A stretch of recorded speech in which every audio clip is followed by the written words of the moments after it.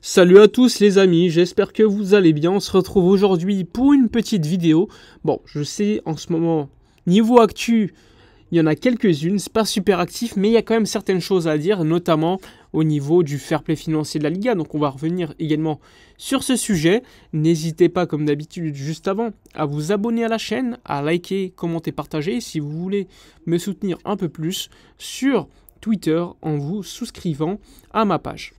Bon, on va revenir sur toute l'actu en ce moment du FC Barcelone. Comme vous le savez, il y a l'Euro en ce moment, donc on va également voir ce que vont faire nos joueurs barcelonais, que ce soit Fermin, Lamine, Ferran, etc., Pedri avec la sélection espagnole, mais également les Christensen, Gundogan, où ça va bien commencer, etc. On a même eu peur qu'il soit blessé après un tacle assassin lors du match Écosse-Allemagne. Bon, on va revenir sur ça un peu plus tard, mais la priorité, ça reste le FC Barcelone et toutes les informations qui sont sorties lors des dernières heures.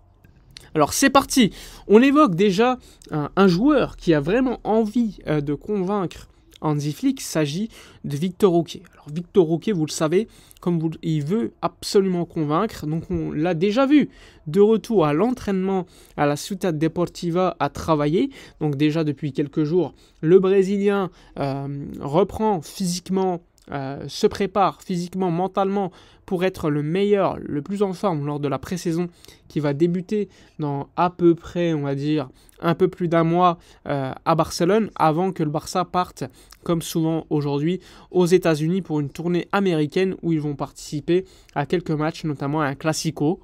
Donc le Brésilien veut être dans une forme optimale, c'est un peu tôt, mais bon, il n'est jamais trop pour être prêt, notamment physiquement.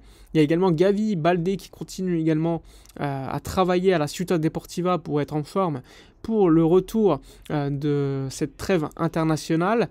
Donc Hansi Flick a déjà fait la connaissance de Victor Roque, de Jong, Gavi, etc. D'ailleurs, De Jong va aussi reprendre et se remettre de sa blessure à la cheville pour être en forme lors de la pré-saison. Là aussi, ça va être un élément important.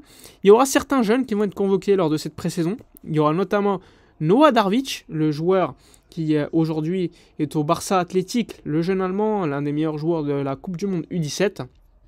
Sans oublier d'autres joueurs comme Marc Guiu qui va également faire la pré-saison, Hector Fort, Michael Faye, etc., etc. Il y en a pas mal qui vont faire la pré-saison, qui vont essayer de convaincre. Marc Bernal, Marc Casado aussi. D'ailleurs, Casado va prolonger dans quelques heures son contrat 2026 ou 2027. Normalement, ça devrait être 2027 plus quelques années en option, tout comme Marc Bernal qui devrait prolonger jusqu'en 2027 plus 3 ans en option. Là aussi, donc important de prolonger la jeunesse barcelonaise avant un match capital pour le Barça Athletic. Il faut le rappeler, demain, le Barça Athletic va affronter Cordoba pour tout simplement le match aller des finales des playoffs pour monter en seconde division. Donc, là aussi, on va checker ça demain côté Barça Athletic.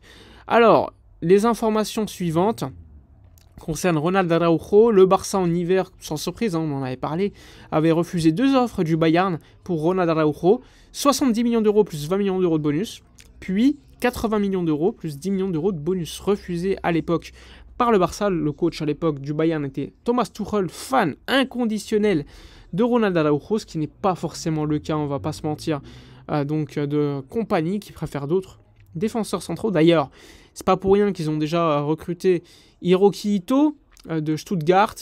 Il y a également Jonathan Tah qui pourrait être recruté par le Bayern. Donc ça commence à se fermer pour Araujo à Munich. Sans oublier Man United qui veut signer Braithwaite, le joueur d'Everton. Il y a aussi Chelsea qui est intéressé par Araujo, mais il n'y a pas de Ligue des Champions, donc ça peut poser problème. En bref, le Barça veut absolument garder Araujo aujourd'hui, tout comme Frenkie de Jong, et ils veulent les prolonger. Et donc, une offre, à part s'il y a une offre qui est vraiment extraordinaire de 120-130 millions d'euros, les joueurs ne bougeront pas. Encore une fois, ça peut être de la com, on ne sait pas, mais le Barça fait fuiter dans la presse que, sauf offre impossible à refuser, les joueurs vont rester pour continuer, puisqu'Hansi Flick compte absolument sur eux, tout comme Deco qui considère qu'il ne faut pas que l'équipe soit moins forte. Donc là aussi important, il y a également le dossier Sergi Roberto qui a des offres de l'Inter de Milan, mais également de Valence, de Séville, de Gérone, là aussi important, mais pour l'instant, Sergi Roberto n'est pas une priorité pour le Barça, qui préfère inscrire d'autres joueurs. On verra si Sergi Roberto prendra le risque donc de ne pas être enregistré et de voir trouver un club par la suite, ou tout simplement régler son futur rapidement. Maintenant, on va parler du fair play financier de la Liga. C'est important, vous le savez.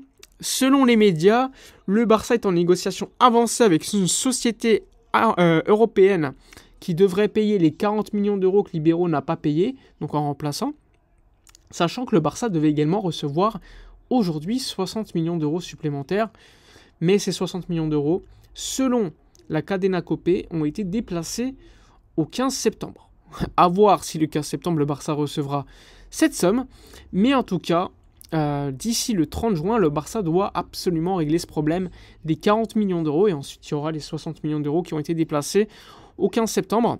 Donc selon les médias, le Barça était en négociation avec une entreprise de Dubaï, puis une entreprise américaine. Finalement, ça ne s'est pas concrétisé, et maintenant c'est une société européenne qui devrait conclure avec le Barça avant le 30 juin. Et en parallèle, selon les médias catalans, lorsque le deal aura été fait, ça permettra au club de prendre un peu plus de temps pour conclure le nouveau contrat avec Nike, qui est assez important, plus de 100 millions d'euros par an, mais également une prime à la signature de 100 millions d'euros, ce qui permettra d'augmenter ta limite salariale et pouvoir être actif sur le mercato. Mais les médias catalans disent que le deal Nike peut attendre après le 30 juin, alors que le deal Libero, lui, est vraiment à régler avant le 30 juin pour ne pas avoir de répercussions importantes. Voilà les priorités dans le mercato, vous les connaissez. Ailier gauche, milieu de terrain, Joshua Kimmich, Nico Williams. Donc ça, c'est les priorités du Barça aujourd'hui. Tu as des joueurs qui plaisent beaucoup comme Luis Diaz, comme Bruno Guimaraes, comme Onana, mais qui sont considérés comme trop chers pour l'instant. Donc là aussi, on verra si le Barça pourra se renforcer cet été avec véritablement de bonnes recrues. À côté, on parle beaucoup du fait qu'Hansi Flick compte sur Joao Félix, sur Cancelo, donc le prêt pourrait être prorogé d'une saison supplémentaire. Il compterait également sur Araujo et De Jong, comme je vous l'ai dit, sur Pedri, Gavi, Lewandowski, Gundogan. Donc à voir sur quel joueur en fait il ne va pas compter. Les médias catalans disent que Newcastle aime beaucoup Christensen et Ferran. Là aussi, à voir si Newcastle pourra faire une offre.